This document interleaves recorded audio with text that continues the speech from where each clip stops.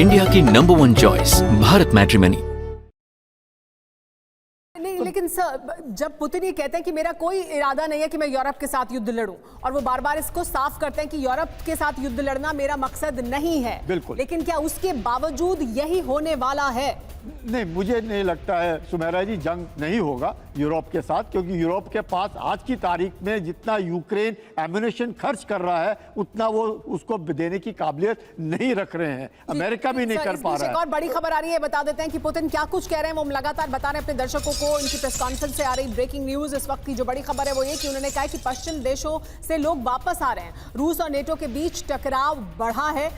ये लगातार जिस तरह के हालात बन रहे हैं उसकी वजह से एटमी ड्रिल से नेटो को चेतावनी दी गई है। रूस का यार्स आईसीबीएम के साथ युद्धाभ्यास एक बड़ी चेतावनी के तौर पर देखा जा रहा है। पूरी रात न्यूक्लियर मिसाइल से ड्रिल की गई है। रूस ने नेटो को अपनी एटमी ताकत दिखाई है।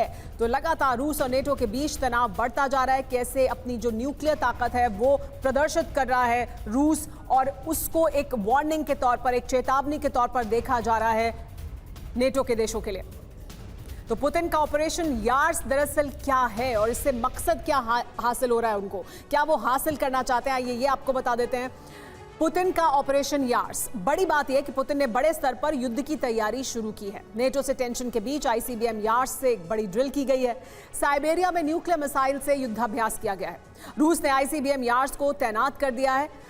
कितनी विध्वंसक है यार्स, क्यों इसे एक बड़ी तैयारी के तौर पर देखा जा रहा है, समझिए। इसकी रेंज 12,000 किलोमीटर है। पृथ्वी पर हर जगह तक ये पहुंच सकती है, मार करने में सक्षम है पृथ्वी पे कहीं पर भी जाकर। इसकी रफ्तार 30,000 किलोमीटर प्रति घंटा है। 18 मिनट में पहुंच सकती है कहीं पर भी। अमेरिका पहुंचने में सक्षम है, 18 मिनट लगेंगे इसे वहां तक पहुंचने में। लेकिन ये बड़ी बात है कि अपनी तैयारी को वो पुख्ता कर रहे हैं। संदीप त्रिपाठी जी, जब हम बात करते हैं युद्ध की तो कहा यह जा रहा है कि रूस कई सालों से तैयारी कर रहा था और उस तैयारी के साथ वो इस युद्ध मैदान में उतरा है। वहीं उसके सामने नेटो और यूरोप की जब बात होती है तो जैसा मनीष भी कह रहे थे कि वो लड़ तो सकते हैं, लेकिन उन्हें समय चाहिए क्योंकि वो तैयार नहीं थे इसके लिए। देखिए, थोड़ा एक विरासत भी है, लिगेसी है रूस के साथ। कोल्ड वॉर के दौरान भी जिस प्रकार से टेंशन रहा है अमेरिका के साथ, तो हमेशा डिफेंस पर एक कंपटीशन, स्ट्रेटजिक कंपटीशन अमेरिका के साथ रहा है। तो एक उसकी लेगेसी है डिफेंस को लेकर के, और वो अपना डिफेंस पर बहुत फोकस भी करता है, क्योंकि रूस को मालूम है कि बादशाहत बनानी है तो हार्ड पावर को तैयार करना पड़ेगा। अमेरिका क्या कर रहा था, सॉफ्ट पावर पर काम कर रहा था, लेकिन रूस क्या कर रहा था, हार्ड पावर पर।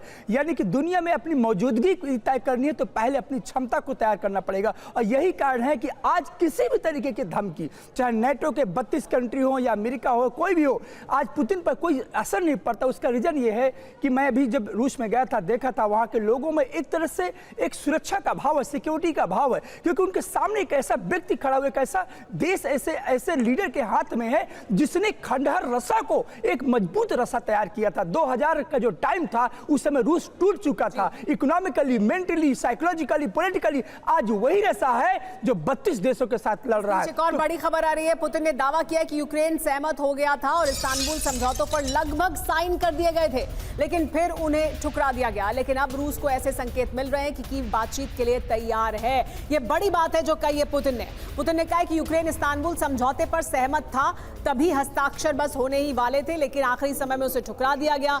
और अब एक बार फिर उन्हें कीव से सकारात्मक संकेत मिल रहे हैं। यह बड़ी बात है जो पुतिन कह रहे हैं।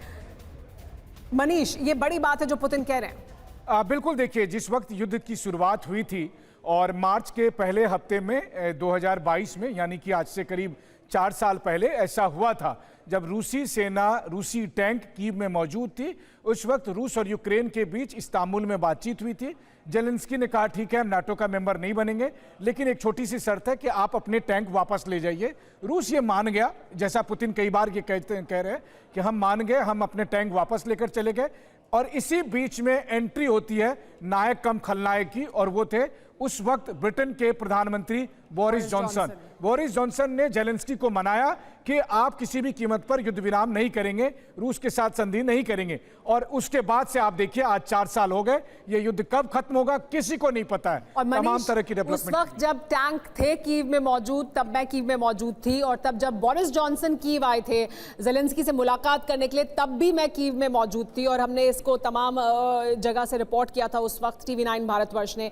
बोरिस जॉनसन का वो दौरा बहुत अहमियत रखता था। बोरिस जॉनसन जद्दोजहद कर रहे थे अपने मुल्क में अपनी पॉपुलैरिटी को लेकर, और वो ऐसे समय में यूक्रेन पहुंचे थे और ये सब कुछ हुआ था।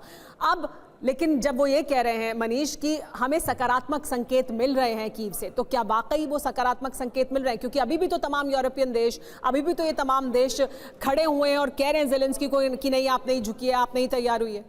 देखिए, दरअसल जेलेंस्की ने जो ये बात कही है कि ठीक है यूक्रेन नाटो का सदस्य नहीं बनेगा, हम ये जीत छोड़ने को तैयार हैं। पीछे एक और बड़ी खबर आ रही है। पुतिन ने आरोप लगाया है यूरोपियन यूनियन पर। यूरोपियन यूनियन को कहा है कि वो डकैती कर रहा है। संपत्ति फ्रीज करने पर यूरोपियन यूनियन पर भड़के हैं पुतिन। यूरोपीय यूनियन फेल हो गया है।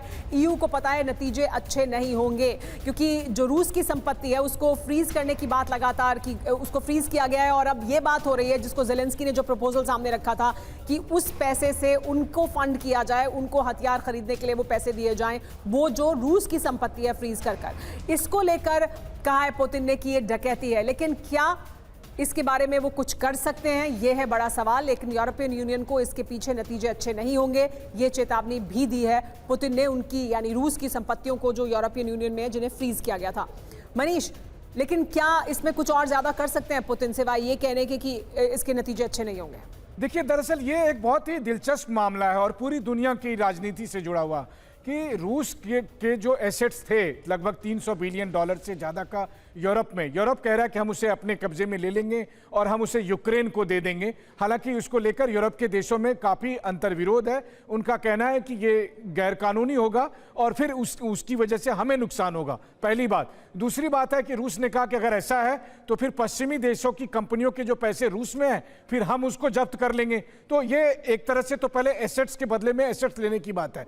लेकिन हाँ, अगर यूरोपीय यूनियन किसी तरीके से कोई कानून बनाकर, चाहे गैर कानूनी तरीके से रूस की संपत्ति को जब्त कर लेते हैं, तो जाहिर है ये एक बड़ी रकम है जो रूस लूज करना नहीं चाहता है। और रूस इस मामले को एक अंतर्राष्ट्रीय स्तर पर ले जाकर यूरोपीय यूनियन पर दबाव डालने की कोशिश कर रहा है। आने वाले कुछ हफ्ते इस मामले में बेहद निर्णायक साबित होंगे कि आखिरकार यूरोपीय यूनियन ऐसा करेगा या नहीं। लेकिन जरा सोचिए, आज यूरोपीय यूनियन रूस के साथ ऐसा कर रहा है, तो भारत के भी तो लोग यूरोपीय यूनियन में पैसा रखते हैं। कल दिन अगर यूरोप से हमारे रिश्ता खराब हो जाए और भारत के पैसे को जब्त कर ले, फिर इस तरह से इंटरनेशनल जो बिजनेस है ये या जो मॉनेटरी सिस्टम है, इंडिया की नंबर 1 चॉइस भारत मैट्रिमनी।